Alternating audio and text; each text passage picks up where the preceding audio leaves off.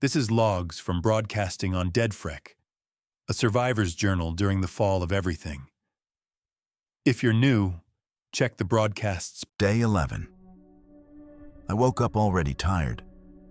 Didn't even try to pretend today would be productive. No checklist, no survivor grind set nonsense. Just stared at the ceiling until I got bored of that too. Then I spent half an hour trying to balance a spoon on my nose. Not because it meant anything, just because I could. Spoiler, I can't. There was nothing to do. The monitor didn't change. The wound didn't change. The air didn't change. I'm living in one big paused loading screen. So I decided to go outside. No weapon, no supplies. Just me, a hoodie with a weird stain on it, and whatever level of apathy counts as courage now. Walked maybe 15, 20 minutes. Kicked a pine cone down the path like it was my emotional support pet. Found a rock shaped like a boot and seriously considered bringing it back and naming it Duncan 2. That's when I saw it. A lick. Standing behind a few skinny trees, barely moving. Just there. Like it had been unplugged mid-animation, mouth slack, shoulders slouched. Honestly, it looked about as done with today as I was. So of course, I walked straight toward it. My brain said bad idea, but my feet said we ball. Got close enough to smell it like wet bark and old ashtrays. It looked at me, not surprised, just curious, like I was a stray cat that wandered into its garage. I raised my hands and gave it a little wave. Said, "Hey." It didn't flinch. So I crouched down, picked up a stick, and poked it lightly in the shin. Nothing. I made a finger gun. "Pew pew," I said. Nada. So I tried clapping loudly right next to its face. It blinked, once, like a slow Windows update. Then, with all the urgency of a bored retiree leaving a grocery store, it turned and walked away. Not rushed, not afraid. Just done. I watched it wobble off into the woods, like it had a meeting with a tree and didn't want to be late. And I stood there, alone, stick still in my hand, absolutely baffled. It should have chased me, or snarled, or exploded, or something. Instead, it just let me go. Like I wasn't even worth the effort. Like it saw something in me that said, same team. And I laughed, a weird, broken laugh that echoed way too loud for how quiet the woods were. Guess I'm invisible now. Or worse, recognizable. Something in my blood must be different.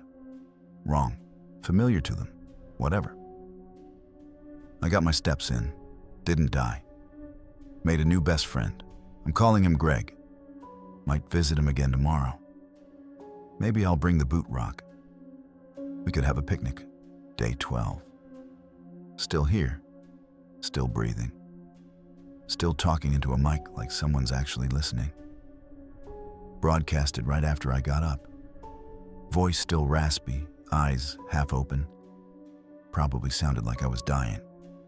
Which, honestly, might be on brand. If anyone out there is picking these up, congratulations. You've officially subscribed to the slow mental unraveling of some guy in a box. After the broadcast, I did the usual nothing for a while. Walked around, moved the same 3 cans from one shelf to another. Then I noticed something. The scratch? Gone. Like, gone. I checked 3 times. Same arm, same spot. No mark, no blood, no crusty healing line. It just isn't there anymore. I stared at it for too long. Rubbed it, poked it, whispered, "What the fuck," more than once. I even splashed some water on it, like I expected the skin to change colors or reveal some message like invisible ink. It didn't. It's just healed. Perfectly. And here's the thing. I should be relieved. That's what normal people feel, right? Instead, I felt kind of cheated. Like the wound was a receipt and someone just deleted the whole transaction. Body never asked me. Just fixed it, quietly. Like it didn't want me to notice. I haven't told anyone, obviously. Who would I even tell? The monitor? It's still glowing. Still not saying anything. The flicker in the corner's there if I stare long enough. That little fake heartbeat.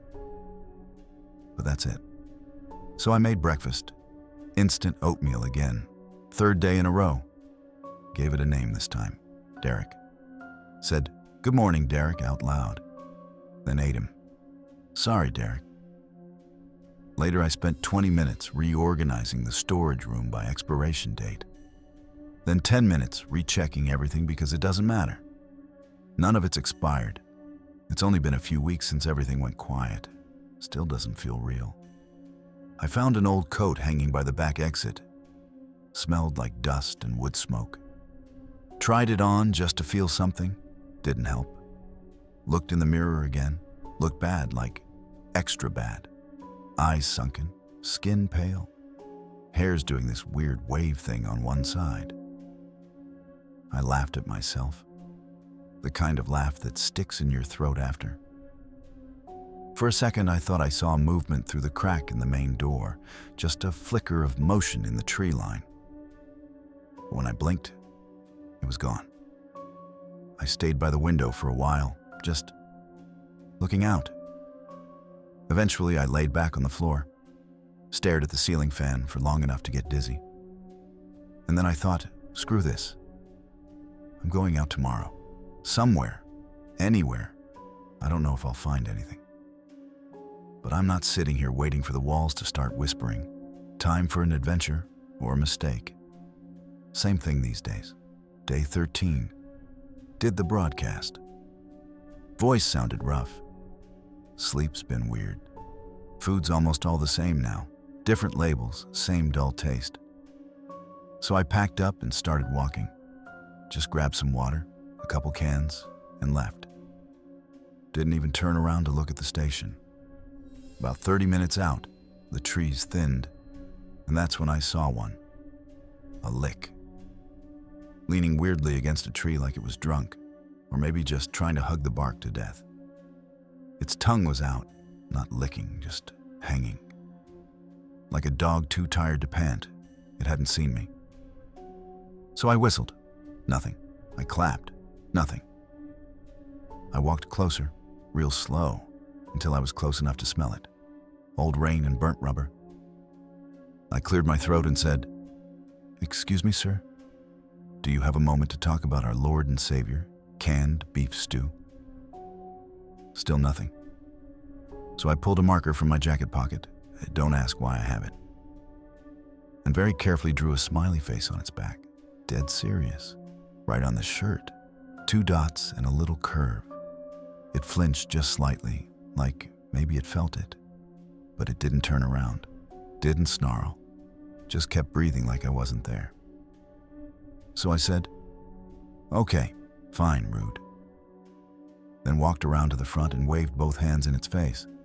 Eyes barely tracked me. It knew I was there. I could see that. But it didn't care. I could have kicked it in the shin.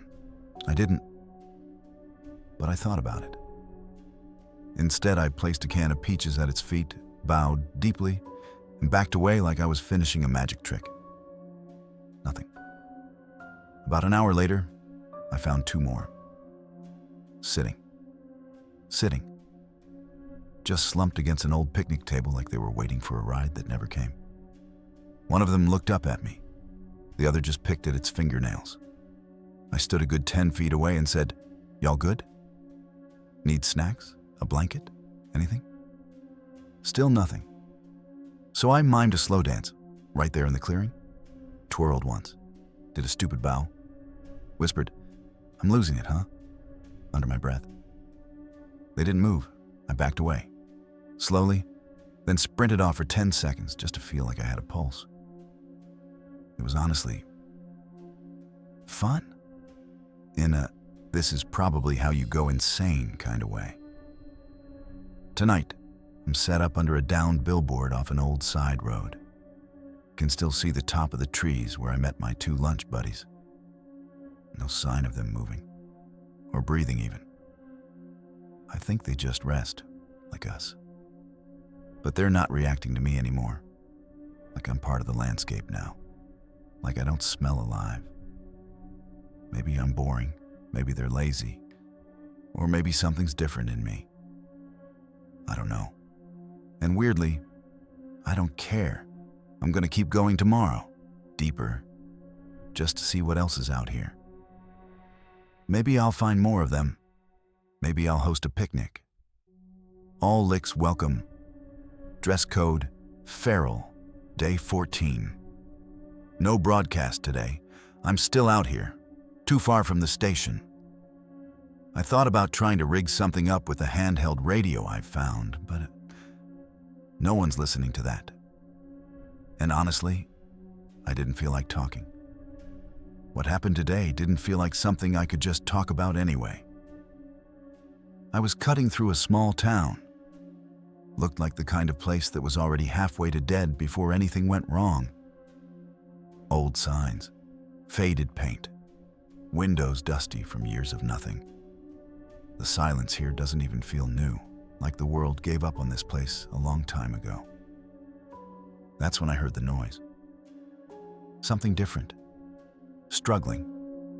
The unmistakable panicked sound of human movement, not careful, not coordinated. A body in trouble, followed by something worse. Wet sounds, stumbling, guttural rasping. I crept behind a row of buildings and saw it unfold. A woman, younger than me, bloody, desperate, was being dragged along the pavement by a lick. She was kicking weakly, clawing at the cracked ground, trying to get away. The lick had her by the arm, face twitching, jaw flexing, not biting, just holding her there like it didn't know what to do next. And I didn't think. I sprinted forward, yelled something, I don't remember what, and slammed into the lick with everything I had. It dropped her, turned on me, shrieked, this awful, static tearing sound, and lunged. I drove my shoulder into its chest, pinned it against the wall, grabbed my multi-tool, and stabbed until it stopped moving. The blood wasn't right. It poured out thick and bright, a color so vibrant it didn't look real. Somewhere between red and orange, with a shine like spilled paint, it sizzled on the pavement. The body twitched, once, then collapsed. I turned back to the woman, but she was still. Her eyes open, mouth slightly parted, blood soaking through her jacket. Gone. I sat next to her for a long time, maybe an hour, just breathing, hands shaking, trying to process the fact that I'd finally fought one, actually fought, and it wasn't some game anymore. The gnome stuff, the chasing, the jokes. It all vanished in that moment. They're dangerous. They don't care. Not really. And I can't save everyone. But I can mess with them. When I stood up, I walked back through town and found another lick, just loitering, doing that empty stare thing. I pulled out the ceramic gnome I'd picked up yesterday, waved it in the air like a threat. The lick twitched, took a step back, then bolted. That was it. That was the start. For the next hour, I flushed them out one by one. No weapons, no force, just holding up the stupid little garden gnome and watching them scramble like pigeons. Some ran straight into walls, others tripped on curbs, one even dove into a ditch and stayed there. I didn't laugh this time. I didn't scream or celebrate. It just felt necessary, like I was reclaiming something after failing her. Eventually, I buried the girl under a tree behind the diner, carved a quick marker into a rotted fence post. I'm sorry I wasn't faster. Then I sat down with the gnome at my side, named him Sir Gregory. He's chipped now, got a crack near the base, but he's still standing, like me. Tomorrow, I move on. Still got food, still got time. No broadcast again, obviously. But maybe that's fine. Maybe actions matter more now. Day 15. No broadcast again. Still too far from the station. I'll fix that soon. Woke up stiff and cold under a collapsed wooden shelter near the edge of town. My back feels like it's made of wet cardboard. But I had a plan. I'd spotted a store yesterday. Small place, looked like it hadn't been touched much. Not looted anyway. Windows still intact. I made a note of it and doubled back this morning. Getting in was easy. The front door was wedged with an old trash bin. I moved it, walked in, and immediately got hit with the smell. Dust, plastic, old wood, and something else. Human. I found him slumped behind the checkout counter, mid-50s maybe, wearing a brown vest, just gone. No blood, no wounds. Just tipped in the corner like he sat down for a break and never got back up. I said sorry out loud, then got to work. And it was like hitting the jackpot. Boxes, crates, not just canned food but bottled water, sealed packages, even old snacks still within their date. It looked like the guy had prepped for something, or maybe just restocked before everything crashed. Either way, I filled my pack, then another, then found an old wheelbarrow outside and started loading that too. It was awkward, clunky, loud as hell. Every bump echoed, but it worked. Took a couple trips to haul the good stuff just outside town, stashing it in a half-crushed school bus I'd passed earlier. That thing's mine now. My temporary supply cache, no one else gets to call dibs. On the third trip back to the store, I spotted a lick across the street, just standing by a broken ATM, watching me. I waved. It flinched. I pulled out Sir Gregory, the gnome, held him high, and the thing sprinted off like I'd flashed a holy symbol. I lost it, started laughing out loud. I even gave chase just to see how far it had run, down the block, over a fence, through some bushes. Gone. Later, I found another one tangled in a swing set. I don't even know how it got up there. Just hanging limp, twitching like a confused puppet. Didn't do anything to it. Just saluted and walked off. Eventually, I started thinking about the station again. The broadcast console, the weird glow of the monitor, the bed I'd slept on for the first week. It started to feel safe, but not mine.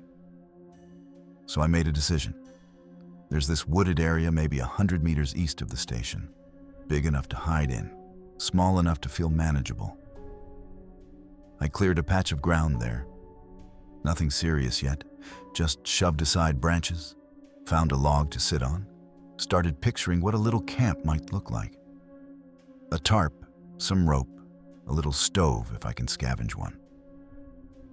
Maybe even string up some lights if I find the right gear. It'd be my own space, not built by whoever made the station, not left behind, not haunted by whatever the hell these things are. Just mine. I didn't finish setting it up. It got dark too fast. But I'll go back tomorrow. Maybe set a perimeter, mark some trees. On the way back, I pushed the final wheelbarrow full of food toward the edge of the woods. Nearly fell twice. Cursed loudly when a can of beans bounced out. Another lick saw me. Didn't move. Just tilted its head like it was trying to process the absurdity of what it was seeing. So I stared back and said, "What? Never seen a guy do grocery runs during the end of the world?" It blinked once, then turned and walked away. I might be losing my mind. Or maybe I'm just finding a rhythm in all of this. Tomorrow, I head back to the station. I've got enough food for 2 weeks, water for even longer, and maybe, just maybe, a place of my own. Another day, another log. I don't know if I'm making sense or just filling space. But if you want more, or if something's on your mind, say it. I'll see if the screen lights up again.